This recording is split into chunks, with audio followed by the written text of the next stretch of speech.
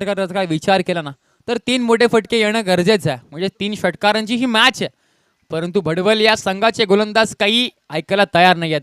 सहजासहजी ही मॅच देणार नाहीयेत आणि नक्कीच 6 मध्ये तुम्हाला गरज असेल ती 17 या अंकांची.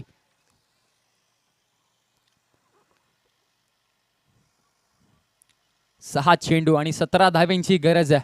दोन्ही संघ आपल्या विजयासाठी प्रयत्न करतात. नक्कीच आपण पाहिलं ना तर पहिल्या षटकामध्ये जर का 15 प्लस धावा आल्या असत्या ना तर कुठेतरी हे समीकरण तुम्हाला सोपं झालं असतं.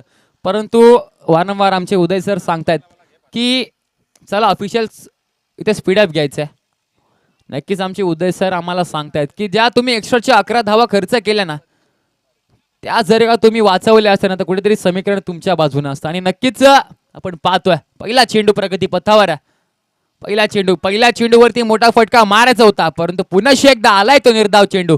जेव्हा जेव्हा या षटकामध्ये निर्धाव चेंडूची सांगता होईल ना तेव्हा तेव्हा तुमच्या हातातून हा सामना निश्चित जाईल. नक्कीच तुम्हाला धावा मात्र खूप करायचे आहेत. तुमच्याकडे चेंडू कमी शिल्लक आहेत.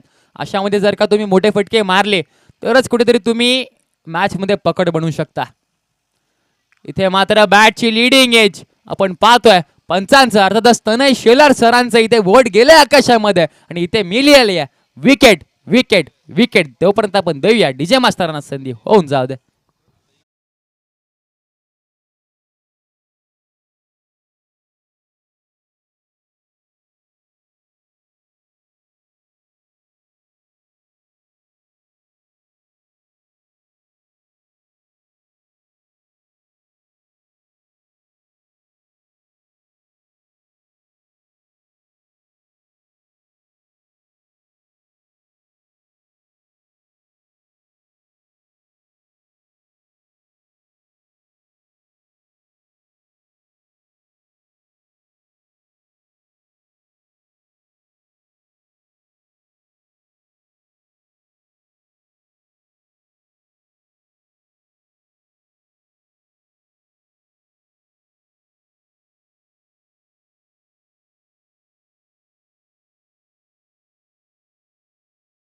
जर का मोठा फटका आला ना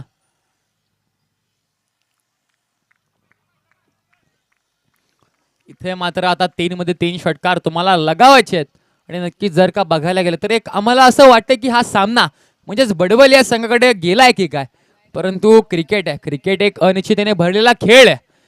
काही होऊ शकतं आणि नक्कीच आपण पाहतो इथे मात्र फर्निचर झालंय डिस्ट्रॉय. दांडी मात्र इथे गोल केली आहे. नक्कीच मॅच मध्ये फक्त आणि फक्त इथे औपचारिकता शिल्लक आहे. फक्त आणि फक्त औपचारिकता औपचारिकता आणि औपचारिकता शिल्लक या मॅच मध्ये. नक्कीच जर का बघायला गेलं ना तर आता समीकरण असेल 2 मध्ये 17चं.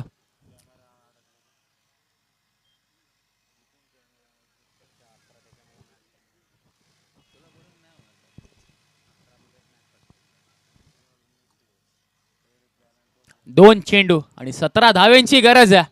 कोणता संघ बाजी मारेल कारण क्रिकेट आहे ना क्रिकेटमध्ये काही सांगू शकत नाहीये. 2 चेंडूंमध्ये आम्ही म्हणजे एक मॅच पाहिली होती तब्बल 22 धावा केल्या होत्या. परंतु आता इथे गोलंदाज तशी चुकी करणार नाहीये. आरवन संघ तुमचा डिसिजन काय आहे? नक्कीच आरवन संघानं प्रथमतः क्षेत्ररक्षण करण्याचे योजले आणि आमंत्रित केले हिंदगाव या संघाला बॅटिंगसाठी. अर्थातच त्यांच्या बॅटर्सला बॅटिंगसाठी आमंत्रित केले.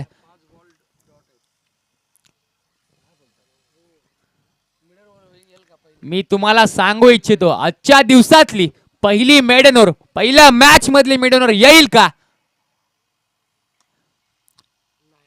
इथे मात्र काय घडले एक धाव इथे एकवटली गेली शेवटच्या चेंडूवरती. इथे मात्र चान्स आहे अजूनही मेडनर होण्याचा.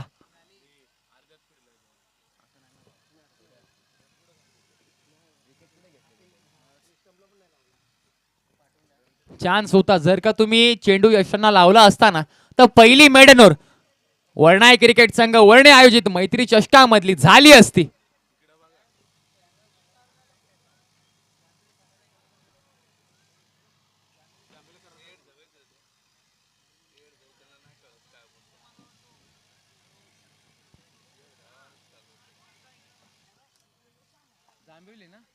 जांभिवली संघ तुमचा कर्णधार इथे संपर्क कक्षाशी इथे संपर्क साधायला पाठवायचा आहे. आयोजन कमिटीशी तुम्ही संपर्क साधा आणि नक्कीच चला लवकरात लवकर आरवण संघ आपण पाहतोय अगदी शिस्तबद्ध पद्धतीने म्हणजेच इन डिसिप्लिन आपण पाहतोय मैदानाच्या आतमध्ये दाखल होत असताना क्रिकेटमध्ये शिस्त खरंच गरजेची असते आणि ते शिस्त आपण पाहतोय.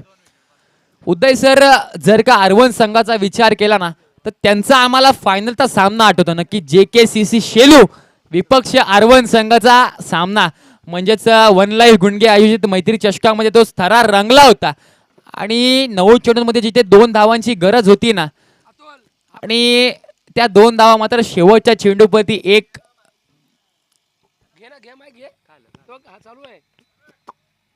आणि आता नक्कीच इथे बदल होईल कॉमेंट्री बॉक्स मध्ये मी विनंती करतो मंगेश सरांना. जांभिवली